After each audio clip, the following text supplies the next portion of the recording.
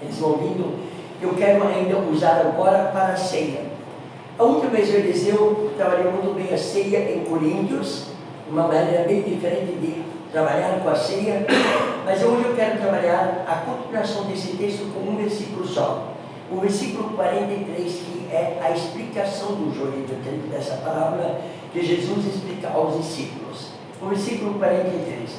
Então os justos resplandecerão como o sol no reino de seu Pai. Quem tem ouvidos para ouvir, ouça. Eu quero colocar essa palavra para nós hoje na ceia. Diz bem claro a explicação dessa parábola, Jesus para os discípulos, porque eles se perguntaram, mas como vai acontecer isso? E ele explicou, mas entre a explicação tem a parábola do fermento, a parábola do grão de mostarda, a parábola do fermento, porque Jesus falou por parábolas, e aí logo vem a explicação dessa parábola. Se alguém quer ler em casa, é Mateus 13, versículo 36 ao 43. Aí de repente ele diz, então os justos resplandecerão como o sol. Irmãos, quem são os justos? A Vitória hoje falou sobre injustiça no começo, não é isso, Vitória? E eu achei interessante, ela sabia do meu texto, ela me disse ontem que ela ia falar sobre sol, mas não sabia como ela ia começar. E ela pergunta hoje para nós, o que é injustiça? É uma pergunta muito grande. O que é injustiça? É muito difícil definir. Porque se nós definimos injustiça, nós iríamos citar injustiça, mentir, enganar, roubar, matar e tudo aquilo, não é isso? Mas isso também representa pecado, não é isso? Então injustiça automaticamente se torna pecados. E eu falei isso sobre as crianças, já mencionei outra coisa na igreja. A pergunta é, o que é pecado? A primeira coisa que as crianças dizem, mentir, matar, roubar. A primeira coisa. E aí eu digo, não. Pecado é tudo aquilo que me afasta de Deus. E essa seria uma resposta para a Vitória em cima desse texto. O que é injustiça? É tudo aquilo que me afasta de Deus. Isso é injustiça. Os pais são injustos com os filhos? Muitas vezes sim. Os filhos são injustos com os pais? Muitas vezes sim. Aliás, os pequenos da mesma forma, não é verdade? Que tem os pequenos, né? Caminha da mesma forma, do Flávio. Então, tudo que me afasta de Deus é injustiça. Mas aqui eles perguntam, e Jesus diz, então os justos resplandecerão. Justos são aqueles que são lavados no sangue de Jesus. Ele nos justificou diante do Pai. Nos justificou. E nós estamos livres de fazer sacrifícios para oferta a Deus. Porque Cristo morreu nesse lugar. Então, o único justo para nós era Jesus. Nós achamos Jó era justo. Jesus não era justo. Jesus é justo. Tem uma diferença. E aí eu quero colocar assim, justo é aquele que exatamente também crê em elementos que Deus usou e disse assim, faça isso em minha memória.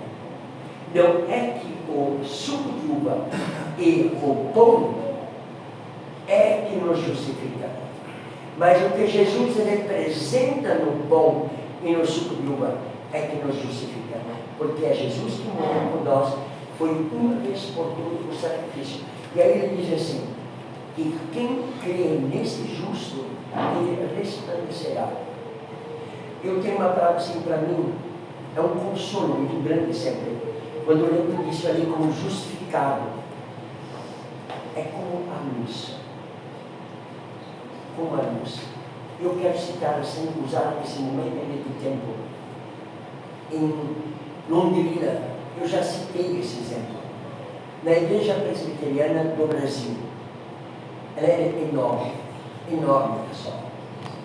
E Era muito bom participar dentro dela, porque eu era aluno de seminário, então os seminaristas eram obrigados a ir todo domingo em uma outra igreja e trazer relatório para as aulas de evangelismo, como o pastor pregava, para o ensino da igreja, tudo isso ali.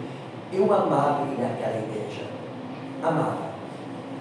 E justo naquela época, que estava em Londrina, surgiu um programa de televisão, Os Trapalhões. Lembram deles?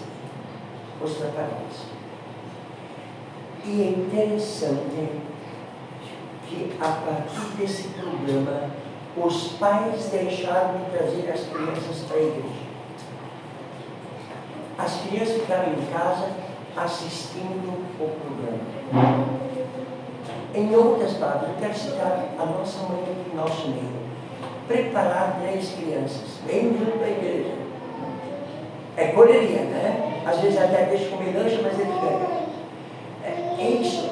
Os pais prepararam para vir no culto e deixavam as crianças em casa, assistindo o programa. Como era uma igreja extremamente tradicional, o culto era de 1 hora. E o programa dos Trapalhões era o quê? 1 hora. Os nossos filhos estão sendo cuidados em casa na televisão. E o pastor percebeu isso, que as crianças estavam diminuindo de novo o culto para participar do trabalho das crianças em suas salas. E aí ele disse assim um dia: boa, você poderia uma vez trazer uma mensagem na igreja, falar a importância de que os filhos têm que também ouvir a palavra e não só os pais. Foi um desafio. Eu perguntei a dona Marta Elcher, que era a nossa professora de evangelismo infantil. Eu disse: dona Marta, eu recebi uma incumbência de falar sobre os pais para trazer as crianças na igreja na hora do culto. O que eu faço? Ela me deu uma resposta: você é inteligente. É uma resposta fácil. Você é inteligente, faça. E eu orei. Mas no fundo ela queria dizer: olha. E eu orei, e ele disse para mim: olha, que se eu tiver você tem essa mensagem preparada, me avisa que eu vou dizer naquela noite que você vai pregar. E preparei, irmãos. E eu combinei com o zelador da igreja, quando eu fizer assim com a mão, é para ele apagar as luzes. Pode imaginar uma igreja que tinha média de 1000 pessoas no culto, o tamanho que ela tinha. E ele tinha que ouvir isso aqui, para apagar as luzes. E era um digitor geral. Mas ele percebeu que eu fiz assim, ele sabia que era um clique. E ele apagou a luz. E eu continuei falando. Mas ninguém da igreja sabia, nem o pastor oficial, que isso ia acontecer. Aí de repente saiu a luz, mas lá fora tem luz, a gente não quis falar, e eu continuei a falar. E de repente eu peguei uma caixa de fósforo. Acendi um fósforo. A gente, pessoas mais próximas, um olhou para o outro e cada um sabia o que estava com a luz de um fósforo. E quando esse fósforo apagou, acendeu a luz. O zelador a gente era muito amigo, ele acendeu a luz. Oh, veio a luz! Eles disseram: irmãos, aí eu disse para eles: nesta escuridão, hoje à noite estamos eles e vocês em casa, ouvindo aquilo que aquele artista disse: ladrão é profissão. Não é isso que ele falava? Ladrão é profissão. E dali em diante veio também: prostituta é profissão, tem a carteira de trabalho. Lembra disso? Ladrão é profissão. E eu falei para os pais: os filhos de vocês estavam agora nessa escuridão e não sabiam direito nem onde estão, porque a luz era pequena. E assim está se infiltrando a palavra de não ser justo, e não crer no que Cristo fez por justiça aos que Deus ama. E aí eu fiz uma pergunta bem mal criada: quem deixou seus filhos hoje à noite diante da televisão assistindo o programa Os Trapalhões? Levanta a mão. Era muita gente levantando a mão. Mas deu efeito. No outro domingo, uma boa parte das crianças voltaram. Irmãos, quando Jesus disse: a justiça resplandecerá. E essa justiça, irmãos, ela irá resplandecer em nós, fazer exatamente o que Jesus fez por nós. É isso que Jesus fez por todos nós, irmãos. Ele simplesmente explicou para os discípulos esses elementos. O apóstolo Paulo explicou isso. Esse pão foi massacrado. O trigo foi moído, irmãos, para se tornar um pão. Mas o pior de tudo, além de ser um pão moído e tudo aquilo, ele passou para ser bom e gostoso no forno.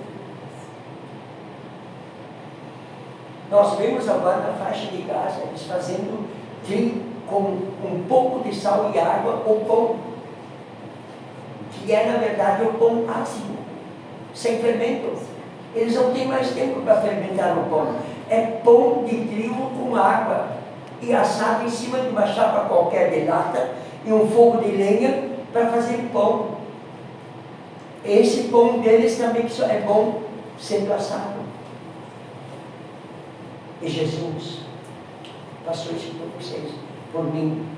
Mas Ele também derramou o seu sangue, irmãos. Sabe, são elementos na nossa vida que nós muito pouco meditamos, muito pouco. E eu quero colocar assim, essa semana com as crianças, isso ficou muito real. A criança tem o direito de saber que Jesus é o pão da vida. A criança tem o direito de saber que Jesus derramou o seu sangue na cruz por ela. E ela amanhã não vai se envolver com as drogas e bebidas. E nós aprendemos isso agora de adultos. E como é bom ter aprendido. Aí Jesus disse, e os justos resplandecerão. Aonde? Na eternidade. E aí nós temos um canto para as crianças que é o seu lugar bem feliz, tão feliz, é o seu lugar feliz. Porque ali habitam os justos. E aí eu quero terminar agradecendo a Deus por esses elementos. Não esqueceis dos vossos fiéis que estão mortos. É isso que Jesus está oferecendo. Lembre que eu dei o meu corpo na cruz, eu derramei o meu sangue na cruz, por você, por mim, pelos pequenos e por todos nós. Vamos nos levantar para participar todos são convidados. Pai Celestial, muito obrigado por esses elementos em que, através da Tua palavra, ouvimos e podemos ouvir que os justos resplandecerão, mas são aqueles que creem na Tua morte na cruz e creem que Tu derramaste o Teu sangue precioso por cada um de nós. Senhor, aumente a nossa fé. Aumente a nossa fé.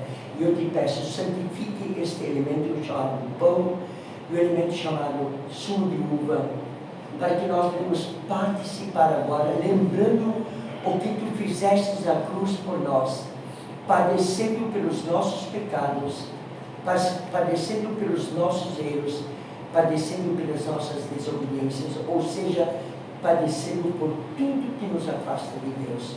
Mas a Tua morte, a Tua ressurreição, nos aproxima de Ti, porque Tu morrestes por nós. Obrigado, Jesus, que morrestes por nós. E obrigado que nós podemos participar dessa ceia. E eu te peço, santifica o pão, santifica o sumo. Que Deus possa nos abençoar ao participar. Em nome de Jesus. Amém.